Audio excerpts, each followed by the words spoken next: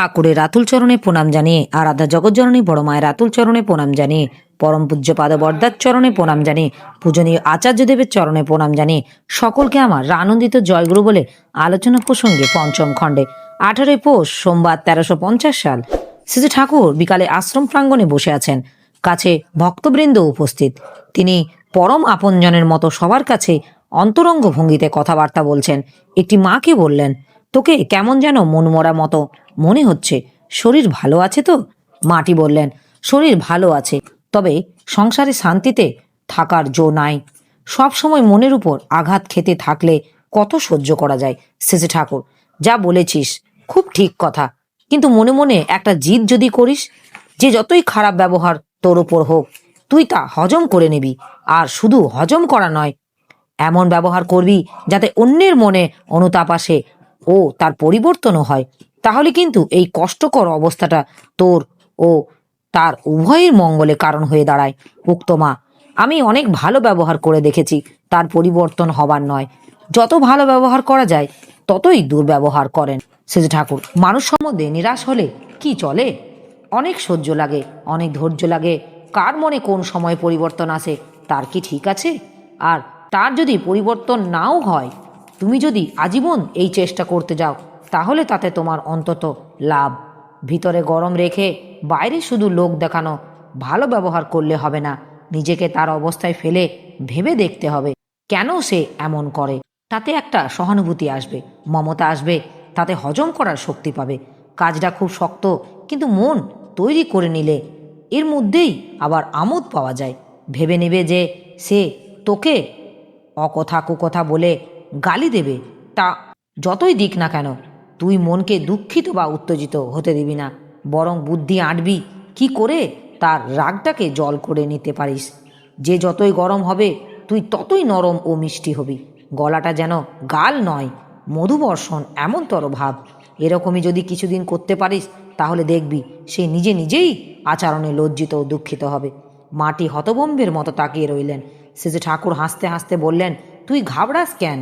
আমরা যেমন পছন্দ করি তেমন না পেতে পারি, এবং যা পছন্দ করি না তা পেতে পারি, কিন্তু সেই অবাঞ্ছনীয় অবস্থার মধ্যে পড়ে তা সইতে বইতেও নিয়ন্ত্রণ করতে গিয়ে নিজেদের এমনতর গুণের অধিকারী করে তুলতে পারি, যার ফলে জীবনটা একটা অভাবনীয় সার্থকতায় খুঁজে পেতে পারে। যেভাবে বললাম ওইভাবে যদি চলতে পারিস, তাহলে দেখবি আজকের দুঃখ অশান্তি কত কমে যাবে, তার অন্তরের সম্পদ কতখানি বেড়ে যাবে। দুঃখই পরমপিতার আশীর্বাদ হয়ে উঠতে পারে যদি আমরা তাকে তা করে নিতে জানি। কোনো মানুষ বেকায়দায় পড়লে আমি দেখি সে কি করে। যাদের ভিতরে মাল আছে তাদের প্রায় দেখা যায় তারা ওর ভিতর দিয়ে লাভবান হয়। রাজশাহীর মধু খ্যাপা ছিল, সে হাতের উপর একটা চাল রেখে বলতো, দুনিয়াটা একটা চাল। পরিস্থিতিও যেমনই থাক না কেন, নিজের চাল চলন ঠিক করে নিতে পারলেই সুখের কিন্তু অভাব নেই দুনিয়ায়। মনটাকে যেভাবে রাজি করানো যায় সেইভাবেই রাজি হতে অভ্যস্ত হয়। যে রঙে রাঙানো যায় সেই রঙেই রঙিন হয়ে ওঠে। যে খাতে বয়ে দেওয়া যায় সেই খাতেই বয়ে চলে। এই যে ভরসা মানুষের, তাই চলতে জানলে অনেক অবস্থায় প্রতিকার হয়, আর যার প্রতিকার হবার নয় তা স্বচ্ছন্দে হজম করে নেওয়া যায়। মাটি বললেন, আপনি যখন বলেন তখন তো মনে হয় এইভাবেই চলবো, কিন্তু অবস্থার মধ্যে পড়লে তো আর পারি না। শ্রী ঠাকুর, ভালো করে নাম ধ্যান করতে হয়, তাতে চলনা সজাগ হয়, আর জোর করে ওই অভ্যাস করতে হয়। বীরভূমের হরেন সাহা বললেন, বাবা, আমাদের জেলায় বড় জল কষ্ট। শ্রী ঠাকুর, তোমরা স্বস্তি সেবক সংগ্রহ করে খাল বিল পুকুরনি সংস্কার নলকূপ পোতা ইত্যাদি কাজ যদি করো, তাহলে এর প্রতিকার হতে পারে। যে কাজই করতে চাও, দীক্ষিতের সংখ্যা খুব বাড়ানো লাগে। দেশের জনসংখ্যা যতই থাক না কেন, তা দিয়ে কিন্তু জনবল হয় না যদি তারা কোনো আদর্শে সংহত না হয়। জনবল তখনই হয় যখনই পারস্পরিকতা গজায়, আর পারস্পরিকতা গজায় একাদর্শ পরায়ণতার ভিতর দিয়ে। যামিনী রায়চৌধুরী। অনেকে জিজ্ঞাসা করেন, দেশের দারিদ্র্য ও বেকার সমস্যা দূর করার জন্য আপনারা কি করছেন? এর প্রশ্নের উত্তরে আমরা কি বলতে পারি? শ্রী ঠাকুর, তোমরা যা করছো তাই তোমরা বলবে। আমি সারা জীবন দেখলাম মানুষকে বাইরে থেকে দিয়ে বিশেষ কিছু করা যায় না। সবচাইতে বড় জিনিস হলো চারিত্রিক নিয়ন্ত্রণ। যে চিন্তা, চলা বলা ও করার ভিতর দিয়ে দারিদ্র্য ও বেকার সমস্যা ঘুচে যায়, সেই চিন্তা চলা বলা ও করাই তাকে অভ্যস্ত করে তোলা। তোমরা যে যজন যাজন ইষ্টভীতি, সস্তয়নী সদাচার ইত্যাদি নিজেরা পালন করছো ও অন্যকে দিয়ে করাচ্ছ, এতে শুধু দারিদ্র্য ও বেকার সমস্যা কেন, বহু সমস্যাই সমাধান হবে। শুধু যান্ত্রিকভাবে করলেই হবে না, ইচ্ছাপূর্ণ আকুতি গজিয়ে দিতে হবে। ইষ্টের ও ইষ্টার্থ পরিবেশের তোষণ পোষণ ও সেবায় জন্য যদি কোনো মানুষ প্রকৃতি আগ্রাম্বিত হয়ে ওঠে, তাহলে সে যে কোনো দিক দিয়ে পথ বের করে কি করে ফেলে তার কোনো ঠিক ঠিকানা নেই। প্রত্যেকটা মানুষের কিছু না কিছু জন্মগত বৈশিষ্ট্য সম্পদ থাকেই। ক্ষুদ্র ও স্বার্থবুদ্ধি প্রবল হয়ে উঠলে ওই বৈশিষ্ট্য সম্পদ ইষ্টানুক সেবায় সার্থক করে তোলার বুদ্ধি কমে যায়। মোট পর স্ততপ্রবৃত্তি সেবার উৎসাহ নিভে আসে। তাতে মানুষ অলস হয়, অযোগ্য হয়, বোকা হয়ে ওঠে। অনুসন্ধিসা পর্যবেক্ষণও কমে যায়। মানুষের কদর বোঝে না, মানুষকে আপন করতে পারে না। আর এগুলি হলো দারিদ্র্য, বেকার সমস্যা ইত্যাদির মূল। কিন্তু ইষ্টানক সেবা বুদ্ধি কোনোভাবে যদি চরিত্রের মধ্যে মাথা তোলা দিয়ে ওঠে, তাহলে যেসব সময় তালে থাকে, যাতে তাকে দিয়ে মানুষের সুখ সুবিধা বেড়ে যায়। পয়সার ধান্দা, পেটের ধান্দা বাদ দিয়ে ওই ধান্দায় চলতে চলতে করতে করতে মানুষ তার প্রকৃতিগত কর্ম ও বৃত্তি চিনে নিয়ে সেইভাবে আত্মনিয়োগ করে কৃতকার্য হতে পারে।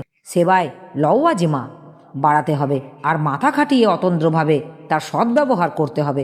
পয়সা আসুক বা না আসুক, মানুষের সেবা করার সুযোগ কখনো ছাড়তে নেই, কখনো নিষ্কর্মা থাকতে নেই। বসে থাকার চেয়ে বেগার খাটা ভালো। নেশা থাকবে মানুষের উপচয়ী করে তোলা, যা যেভাবে যতখানি পারা যায়। প্রকৃত যাজন বুদ্ধি যাকে বলে তা প্রত্যেককে মজ্জাগত করে দিতে হবে। নিজের স্বার্থ বলতেই যেন সে বোঝে পরিবেশের সত্তা সঙ্গত স্বার্থ, আর তার জন্য তার সাধ্যমতো করতে যেন ত্রুটি না করে। এতে চরিত্রর উপার্জন হয়, মানুষও উপার্জন হয়, অর্থও উপার্জন হয়, সব উপার্জন একসঙ্গে হয়। এইভাবে অর্থনৈতিক সমস্যা সমাধান না করলে মানুষের উদ্ভাবনী বুদ্ধি বাড়বে না। দেশের মানুষ গোলামি করা ছাড়া স্বাধীনভাবে জীবিকা অর্জনের পথ পাবে না। যামিনীদা, রাষ্ট্র, সমাজ ও শিক্ষা ব্যবস্থা যদি সহায়ক না হয়, তাহলে ব্যক্তিবিশেষ যতই সেবাবুদ্ধি সম্পন্ন হোক না কেন, তার কিছু করা কঠিন। শ্রীজি ঠাকুর, সেবাবুদ্ধি সম্পন্ন হওয়ার ফল আছে, আর তোমরা এখন আর 2-4 জনের মধ্যে সীমাবদ্ধ নও। তোমরা লাখো লাখো আজ ক্রমাগত এগুলি লোক মিলে যদি মূল কথাগুলি পালন করতে থাকো ও চালাতে থাকো, তাহলে হাওয়া বদলে যাবে। সুলতান সাহেবের চাটাইয়ের মতো সারা দেশ ছেয়ে যাওয়া অসম্ভব না। ভক্তি, বিশ্বাস, আবেগ ও চরিত্র নিয়ে মানুষের দৌড়ে দৌড়ে যাও, বারবার সবাইকে শোনাও। নিজেদের সুখ স্বাচ্ছন্দ্য, আরাম ও বিশ্রামের কথা ভুলে যাও। বৃহত্তর পরিবেশের মঙ্গল বিধান না করতে পারা পর্যন্ত তুমি নিজেই যে মহাবিপন্ন, এ কথাটা কখনো ভুলে যেও না। বিপদ তোমারই, দয়া তোমারই। যারা বোঝে না, জানে না, খতায় না, তারা তো ঠাওর পায় না। কথাই চলছে। সেজে ঠাকুর ইন্দুদাকে বললেন, একটা কথা মনে থাকতে থাকতে তোকে বলে রাখি। আজকাল বাইরে অনেক রোগী পত্তার চিকিৎসার সাহায্যের জন্য আসে। সব ওষুধ বিনা পয়সায় দেওয়া তো কঠিন কথা। তাই Bengal chemical, Bengal immunity, BK পাল, M ভট্টাচার্য ইত্যাদি নানা কোম্পানিকে ধরেই যদি কতগুলি ওষুধ জোগাড় করে পাঠাতে পারিস, তাহলে কিন্তু ভালো হয়। ইন্দুদা, আমার তো জানাশুনো নেই। যাই হোক, চেষ্টা করব। সেজে ঠাকুর, জানাশুনো করে নিলেই জানাশুনো হয়ে যাবে। পরমপিতা সারা জগৎটাকেই আমাদের সামনে রেখে দিয়েছে। বান্ধবোচিত সদ্ব্যবহারের ভিতর দিয়ে আমরা যত লোককেই বন্ধু করে তুলতে পারবো, ততই আমাদের সম্পদ বেড়ে যাবে। পরমপিতার দয়া জীবনের পথ, বৃদ্ধির পথ এন্টার খোলা আমাদের সামনে। শুধু বিধিমাপক করে গেলেই হলো, ভাবনার কিছু নেই। আমার এই আলোচনা প্রসঙ্গে কিছু ভুল ত্রুটি হয়ে থাকলে আপনারা আমায় ক্ষমা করবেন। উপস্থিত দাদা, ভাই, বোন, মায়েদের আমার আনন্দিত জয় গুরু।